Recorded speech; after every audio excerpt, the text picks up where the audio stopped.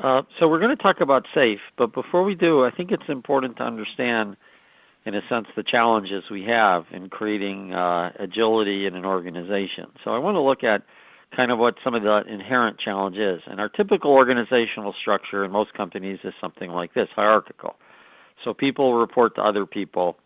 And when you have a structure like this, there's kind of a natural way to look at things. And there's also part of this conversation has to include the conversation of what I will call systems thinking. The Scaled Agile Framework is very much based on Lean.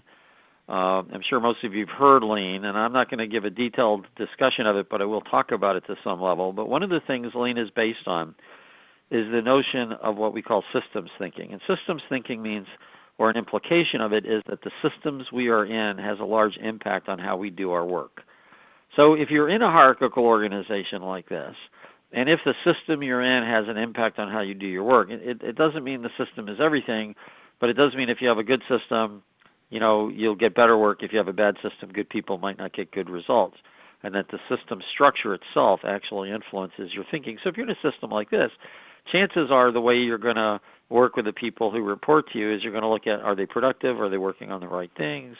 Are they totally occupied? And that's kind of a natural thing. So we would expect that what can be managed is this. So I have the right people working on the right thing and my people, and how busy are they? But there's actually something interesting. The nature of our work is not top-down like our maybe management structures. The nature of our work is something comes in, we might ask our management or head marketing person, do we want to do this? And then the work kind of continues to cut across the organization, every now and then going up to management to see, hey, is it prioritized right? Should we be doing this, et cetera? So there's this interesting kind of, discrepancy, tension, that we manage this way, typically. We look to see what our people are doing, and our work runs across this way, the value is. So what we really want to be doing is not actually managing our people at all. We want to be managing our work. This is actually a very important thing. And this is kind of a disconnect. The question is, how do you do this? Because what we want to manage is time to market. What we want to look at is the effect of upstream groups on their teams. We want to look at the effect of downstream groups on their teams.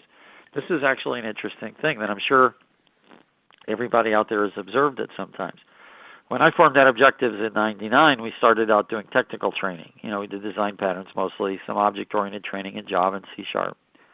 But what we found after not very long, actually within a year easily, was that the drama was at the development team and the test team because they had it last. But the actual challenge in most organizations wasn't technical at all. The actual challenge in the organization was either the interaction with the customers or the way teams would interact with each other or the lack of a common vision.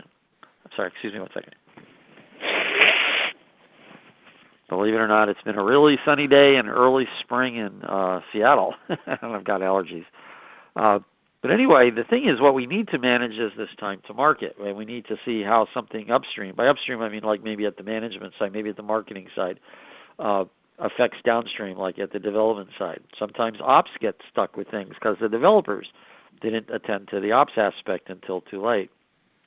So the question is not who's managing the people, not who is even managing this step of the work or that step of the work, but who is managing the value delivered. And in a lot of companies, we find there really isn't anybody managing that whole aspect of it. In other words, if I look at this, what we call the value stream, the work comes in and then it cuts across the organization, who is managing that entire flow in the organization? Now, a lot of companies think they are doing this, and actually some are. But let me ask you a couple of questions to determine to what extent you are. If we look at this work and notice something, that as the work doesn't necessarily flow all the time, it comes in and it waits for somebody, then that person's available.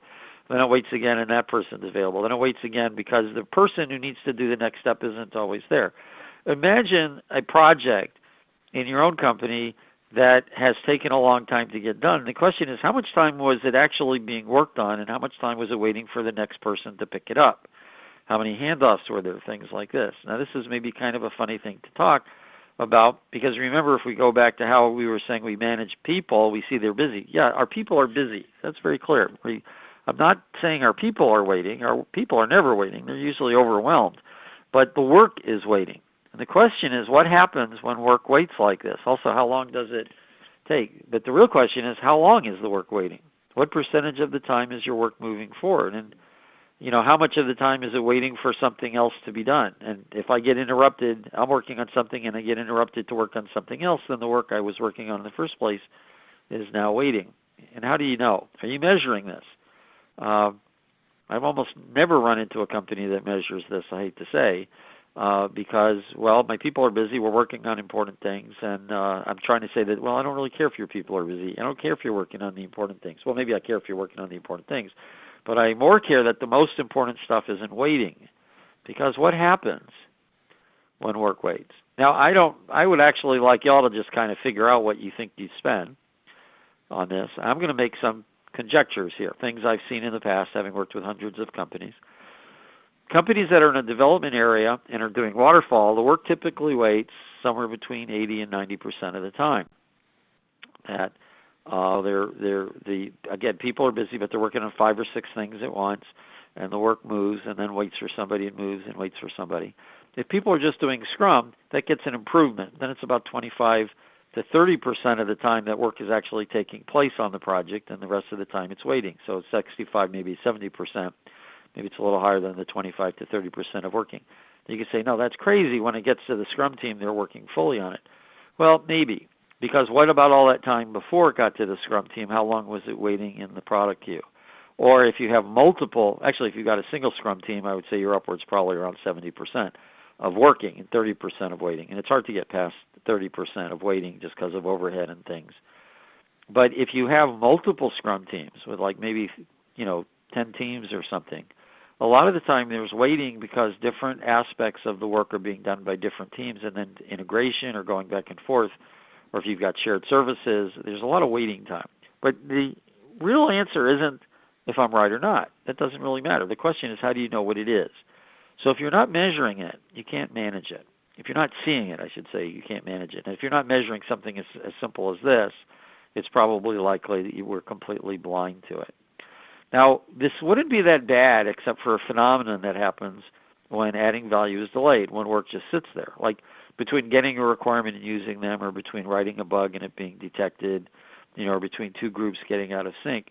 I'm going to suggest that what happens, waits, is that when you come back to it, there's more work to do than there was before. And we've all seen this. Requirements go stale. It takes more time to figure out what happened with a bug.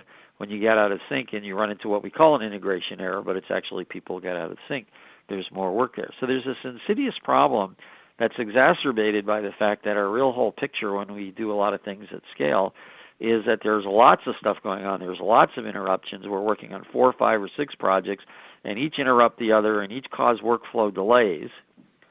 And if you're working on 4 things at once, the work you're doing on any one of them has got to be waiting 75% of the time. It's as simple as that. And yet by doing all this, we're literally creating additional work to take place. And this is actually the nature of our problem at scale, is how do we manage this? And it's very important to understand this, because if we don't understand this is the nature of it, we really can't solve the problem very well. So let's look at some things we can do. Let's look at, is there a way to think of the delays? And I'm going to give you kind of the thought of Lean. So I'll give you a quick overview of Lean and what it says about causing waste in just these next few minutes. So Lean is based on some of the thinking of Deming. Edwards Deming was the American who went out to Japan in the late 40s and 50s, taught the Japanese basically how to improve their manufacturing process, and then Taiichi Ohno of the Toyota Motor Company came up with what is now called the Toyota production system. Now you could say, well, we're not building cars, and the answer is yes, that's correct, but it was the mindset he came up with. So the thing to recognize is